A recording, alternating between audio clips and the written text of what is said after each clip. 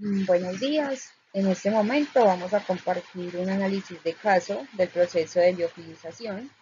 El grupo expositor está conformado por Camila Mayorga y mi persona Milena María.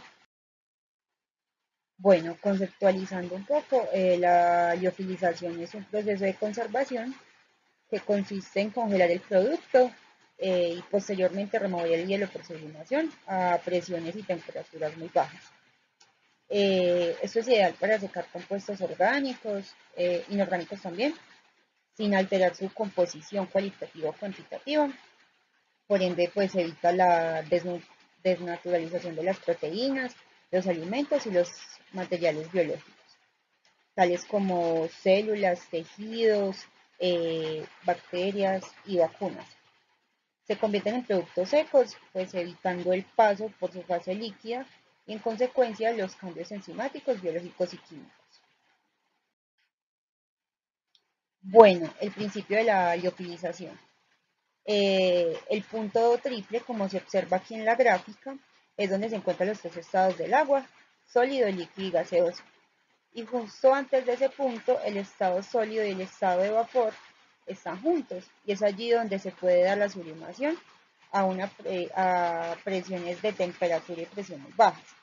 Justo acá es donde se encuentra la temperatura 0.01, que es donde se da pues el punto triple, pero un poco a la derecha, un poco hacia acá, elevando pues un poco la temperatura y disminuyendo la presión un poco menos de 0.06, es donde se da la sublimación. Para conseguir esa presión se pone una bomba de vacío y se controla el calor. Bueno, entonces les voy a hablar un poco de lo que vendría siendo el procedimiento o los pasos del procedimiento básico para cualquier liofilización, pues varía como entre procesos, dependiendo del fin y dependiendo del equipo, pero esto es lo más básico.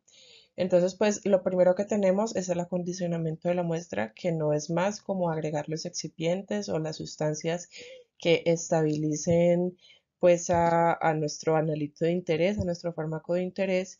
eh, y eso, de eso les hablaré un poco más adelante. Y pues eso básicamente se hace porque todo se tiene que hacer al principio, ya que después no se va a poder como manipular esta sustancia, no se va a poder modificar porque después ya es el producto terminado. Entonces todo se hace al principio, ¿listo? Como segunda instancia, pues tenemos la congelación.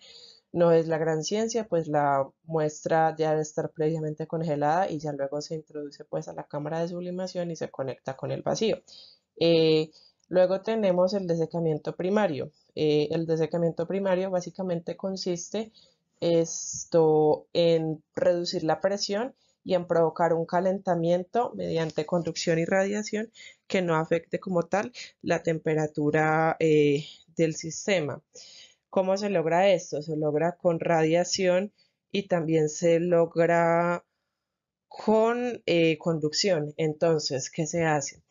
Digamos que la conducción tiene contacto directo con la parte de abajo del sistema y la radiación con la parte de arriba. Entonces, esto va a garantizar un sistema uniforme y pues que el calor llegue por todas partes. ¿Qué más se debe decir con respecto a eso? Ah, bueno, obviamente es muy importante destacar que, pues, como se está evaporando algo, obviamente debe haber un proceso de condensación para, pues, obviamente separar esa muestra de vapor, ese vapor de agua de nuestra muestra de interés. Y lo que debe pasar es que, bueno, este vapor se recoge en la superficie del condensador y este condensador debe ser muy, pues debe tener una capacidad de enfriamiento bastante alta, o sea, que debe tener una temperatura inferior a la del producto, ¿cierto? Eh, Finalmente, pues es muy importante controlar lo que es la velocidad de secado y la velocidad de calentamiento. Entonces, hablemos de la velocidad de secado. Si esto ocurre muy rápido, pues ¿qué va a pasar? Como que se va a perder muestra porque todo va a fluir así súper rápido sin control y entonces las moléculas de nuestro analito, de nuestra sustancia de interés, se van a perder por absorción. Esto suele ocurrir cuando son pequeñas, ya luego les hablarán más a fondo de eso. Y entonces, pues, no queremos eso, ¿cierto? Y el otro control que es con respecto a la,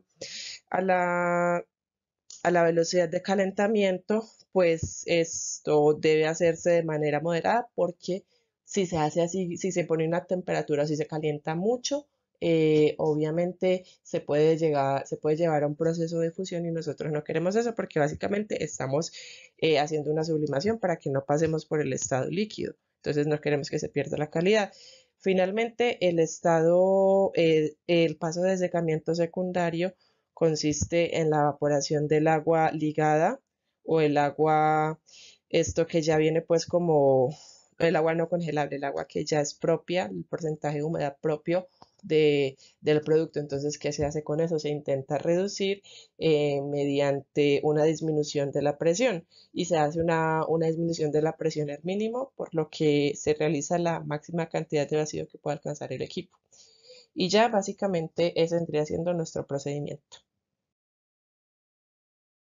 Bueno, hablaremos de las diferencias en el proceso de liofilización para moléculas orgánicas pequeñas neutras, para las moléculas orgánicas pequeñas ionizables, para las macromoléculas neutras y para las macromoléculas ionizables. Para las moléculas orgánicas pequeñas neutras, se dice pues que muchas moléculas pequeñas se pueden perder por el proceso de secado al vacío que se lleva a cabo en la liofilización, afectando pues el rendimiento. Entonces una estrategia para optar por métodos más específicos es añadir agentes de carga que le proporcionan volumen a las moléculas para que éstas no sean arrastradas por el vacío. Por lo general estas sustancias tienen propiedades similares pues a las del analito y también son de carácter orgánico y de tamaño similar o ligeramente más grandes. Algunos ejemplos son monosacáridos o disacáridos como la glucosa, la sacarosa, el manitol, sorbitol, entre otros.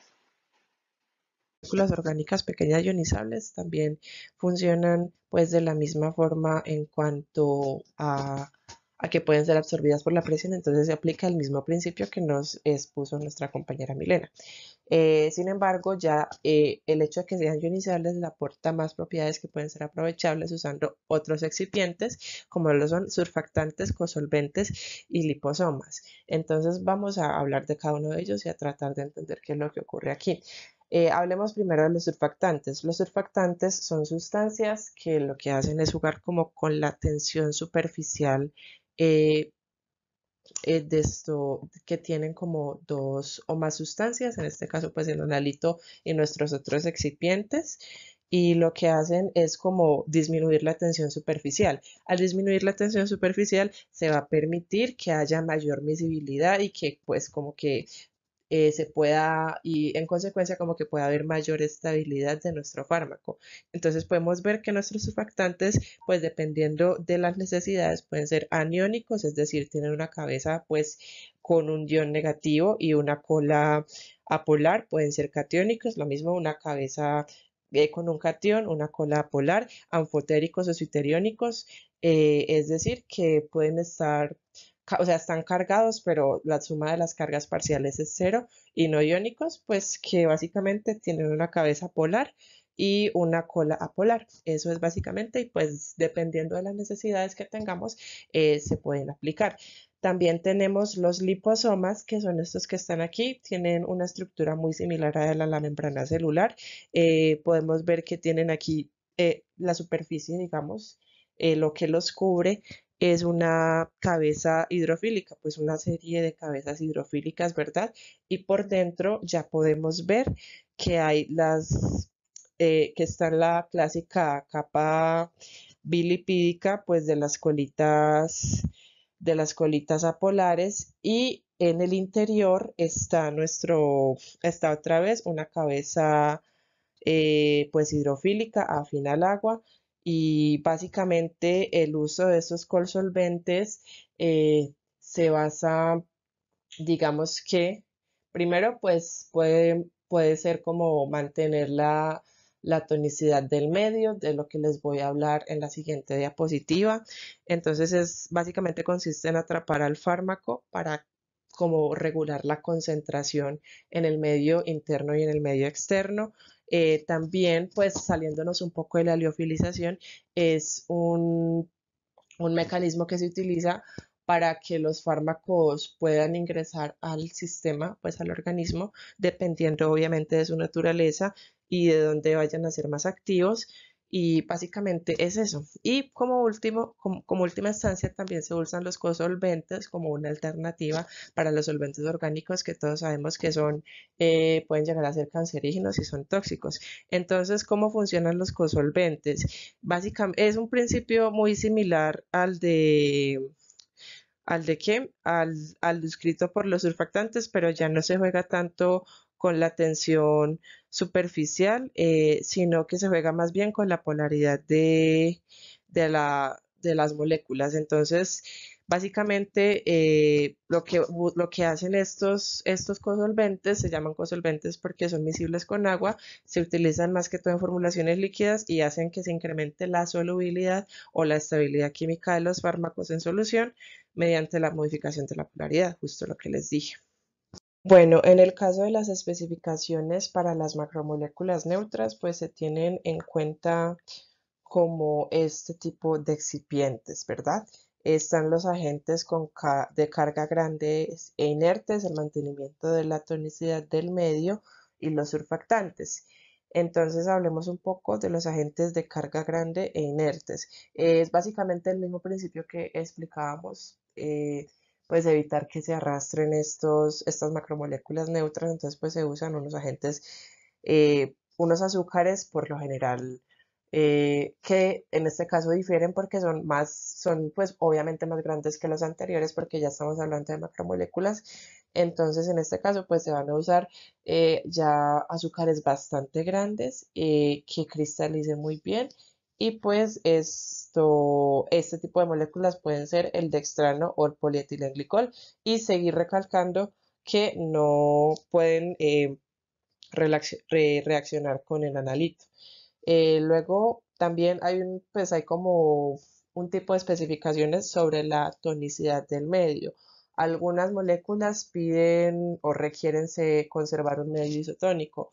Entonces, ¿cómo se hace eso? Pues básicamente hay dos principios. El primer principio sería trabajar con compuestos iónicos como lo son el cloruro de sodio para controlar las concentraciones de los iones tanto por dentro como por fuera del medio, pues para que no se vayan a presentar una lisis o una deshidratación, ¿verdad? Y otro método que se puede usar es con las micelas, que básicamente lo que van a hacer es atrapar nuestro fármaco o nuestro compuesto de interés, lo van a atrapar al interior de ellas, con su capa, pues, con su parte apolar, y esto lo que va a conseguir es que el medio no se ionice y de este modo no haya diferencias como en las concentraciones de los medios, ¿verdad? Y por último tenemos los surfactantes. También, como se explicó anteriormente, pues se busca que ellos estabilicen las macromoléculas, y pues como estas macromoléculas por lo general, los biopolímeros o los polímeros son bastante apolares, pues se usan estos surfactantes para de pronto, ¿cómo decirlo?, incentivar las interacciones con algunos excipientes, como pueden ser esos agentes de carga y estos estabilizadores de tonicidad. Estos nos sirven más como un pequeño empujón para que se pueda dar como un funcionamiento correcto en las macromoléculas neutras.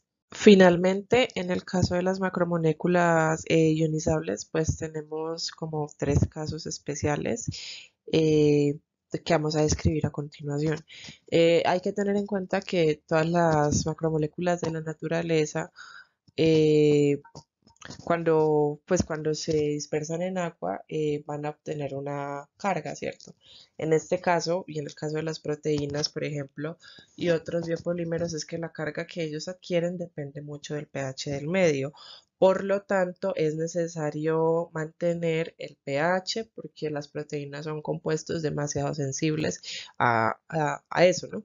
Entonces, ¿cómo lo hacemos? Lo hacemos con buffer, pero buffers que tengan muy baja sensibilidad a los cambios de pH porque, o sea, que estén como en unos rangos pequeños de pH, que no soporten grandes rangos. Estos buffers pueden ser, por ejemplo, de glicina o de ácido cítrico. Eh, por otra parte, también se debe mantener, pues, lógicamente, temperatura, o sea, se sube la temperatura, pero la temperatura se debe mantener, digamos que como acorde con la temperatura en la que la proteína es activa para evitar su desnaturalización, para que pues no pierda su conformación terciaria o en otro caso cuaternaria. Por otra parte, también se vuelve a jugar el factor de los agentes de carga, en este caso, pues para dar estabilidad. Aquí más que para dar volumen, porque pues son compuestos muy grandes, se usa para dar estabilidad. ¿Y cómo se logra esa estabilidad? Pues van a usarse azúcares inertes, es decir, que no reaccionan con las proteínas, eh, para evitar una reacción pues muy común, que es la reacción de Maillard. ¿Qué ocurre con la reacción de Maillard? Resulta que si se ponen, por ejemplo, agentes de carga como azúcares reductores, pues entonces lo que va a pasar es que estos azúcares se van a reducir y van a oxidar el grupo amino de las proteínas. Y pues todos sabemos que las proteínas son cadenas de aminoácidos con grupos aminos, ¿no? Entonces esta reacción de Maillard pues va a ocasionar como un color, digamos, más negro, como más pardo, como una sensación de quemado, por decirlo así. Y no queremos eso en nuestro compuesto, pues queremos que esté completamente puro. Por lo tanto, necesitamos azúcares inertes como lo son la sacarosa y la trealosa. Voy a hablar de sistemas crioprotectores. Una de las definiciones importantes es que consiste en evitar la desestabilización del sistema, reduciendo la temperatura de transición de fase. La disminución de la temperatura de transición de fase se da porque el crioprotector puede disminuir la interacción entre las cadenas de carbono, evitando pues la desestabilización del sistema. Una vez se produce un intercambio en las cadenas lipídicas y por lo tanto las fuerzas de atracción de Van der Waals son las que disminuyen la transición. Bueno, durante el proceso de liofilización con crioprotectores, las posiciones de las moléculas de agua son reemplazadas por moléculas de crioprotectores, formando una nueva capa protectora que evitará la aglutinación de las capas del surfactante. Bueno, muchos azúcares han sido usados como crioprotectores, como por ejemplo pues, los monosacáridos, los disacáridos y polisacáridos. Entre las diferentes estructuras que poseen los azúcares, los disacáridos como la sacarosa o la trealosa tienen un mayor efecto sobre las propiedades de vitrificación o una mayor actividad en comparación a los monosacáridos durante el proceso de liofilización. Bueno, ¿cómo afectan los crioprotectores a la sublimación del agua?